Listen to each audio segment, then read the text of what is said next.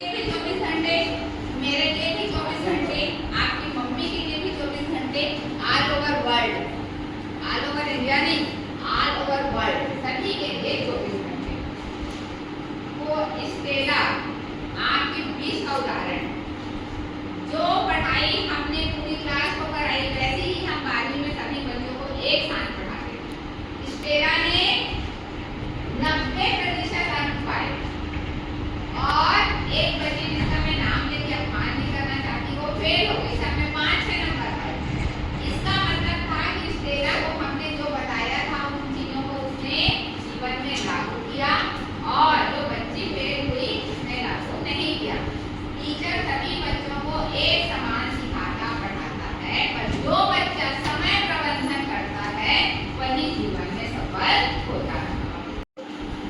हम विद्यालय हमेशा कुछ बनने के लिए ही आते हैं, पैसा खर्च कर रहे हैं इसका मतलब हमको जीवन में आगे बढ़ना है। ठीक, उसके लिए हमको अपने कैरियर को सोचना पड़ेगा कि बड़े होकर मुझे क्या बनना है, डॉक्टर बनना है, इंजीनियर बनना है, क्लर्क बनना है, आईएएस बनना है, अधिकारी बनना है कि कर्मचारी बनना है। इसके लिए हमको कैरियर काउंसलिंग की जरूरत है। इसमें हमको सबसे पहले ये ध्यान रखना है कि मेरी तैयारी कैसी है, मैं किस विषय में सबसे अच्छी हूँ, कौन सा विषय में बहुत अच्छे से अगर लड़के हैं तो पढ़ सकता हूँ, कौन सा विषय में को आसान पड़ता है। मैं तो बड़े बिल्कुल नहीं आता और मैं बोलूँगी कि मैं इंजीनियर बनूंगी तो मैं अपने आप को कभी भी इंजीनियर नहीं बना पाऊंगी। अगर मेरे को याद करने का इंटरेस्ट है तो मेरा लक्ष्य होना चाहिए कि मैं आईएएस या पीएससी की परीक्षा की तैयारी करूँ, क्योंकि उसमें सबसे ज्यादा रटने की आवश्यकता है। अगर मेरे को गतिविधि आधारित पसंद है तो मेरे को बायो ले लेना चाहिए, क्योंकि उसमें हर काम को प्रैक्टिकल करके हम देखते हैं। और सबसे पहले है कि मुझे सोचने आना चाहिए। सोचने कैसे आएगा, जब भी मैं किसी अच्छे को देखूं, रोल मॉडल बनाऊं। आपका रोल मॉडल आपका टीचर भी हो सकता है कि मेरे को इस मैडम या इस सर जैसे बनना, उस दिशा में आप स्कूल के टीचर भी बन सकते हो या उच्च शिक्षा में भी आप जा सकते हो, कॉलेज के भी टीचर आप बन सकते हो। या अभी जैसे हमने देखा कि छात्रों में कितनी ताकत थी कि उन्होंने सरकार को गिरा दिया। ठीक है, आप अपना जीवन अनमोल है, आप अपने अनमोल जीवन को बिल्कुल भी बर्बाद मत करो। बात करने की आदत आनी चाहिए।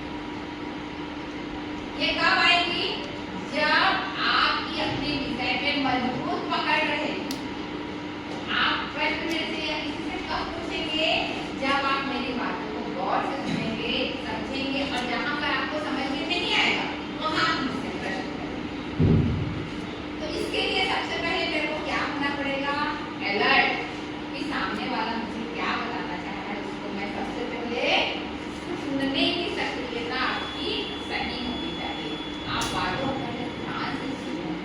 आगे है आपकी वाणी स्पष्ट होनी चाहिए कि मैं आपको क्या बताना चाह रही हूँ और आप में से क्या पूछना चाह रहे हैं, दोनों क्लियर। आपकी भाषा सही होनी चाहिए, यानी आप जो पूछना चाह रही हैं उसको किन शब्दों का प्रयोग करेंगे वो आपका सही होना चाहिए। अंतिम है आपकी बॉडी लैंग्वेज। अगर आप किसी से कोई चीज पूछने जाती हैं तो आप तभी से प्रश्न करेंगे जब आप उस विषय के ज्ञान होंगे, समझ लेंगे। अब मैं पूरा बॉडी सिस्टम पढ़ा डाली, उनको पता ही नहीं है कि सेल क्या है, कोशिका क्या है, आप मुझसे क्या प्रश्न करेंगे। तो ये रहा हमारा कम्युनिकेशन स्किल। अगला है व्यक्तित्व विकास। ये है, इसके बाद मैं हाजिर हूँ। व्यक्तित्व विकास में हमेशा एक चीज बोलती हूँ, तुम लोग कभी आपने किसी फोटो लिया आपने तो डालते हैं, तो ये सब इसलिए होता है क्योंकि हम लोग अपने व्यक्तित्व की ओर ध्यान नहीं देते। हमको देखना चाहिए सबसे पहले उसी व्यक्ति का व्यक्तित्व सबसे अच्छा होगा जिसका सेल्फ कॉन्फिडेंस बहुत बिल्डअप होगा। वो कैसे बिल्डअप होगा, आपको हमें डेली क्या करना है, ध्यान।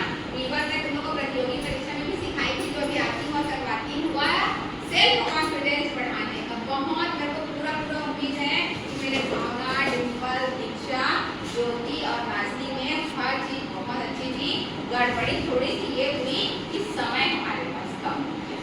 नहीं तो जब तुम लोग गणित को निकाल लेते हो 5-6 नंबर का अंतर ऐसे ज्यादा अंतर नहीं है।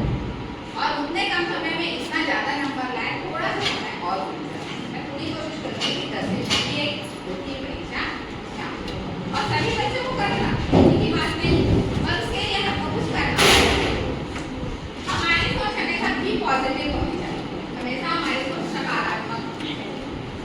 हमें लीडिंग पावर, नेतृत्व करने की क्षमता होनी चाहिए। जैसे यश में है, उसने सबको कंट्रोल करके रखा हुआ है। जैसे हमारे भावना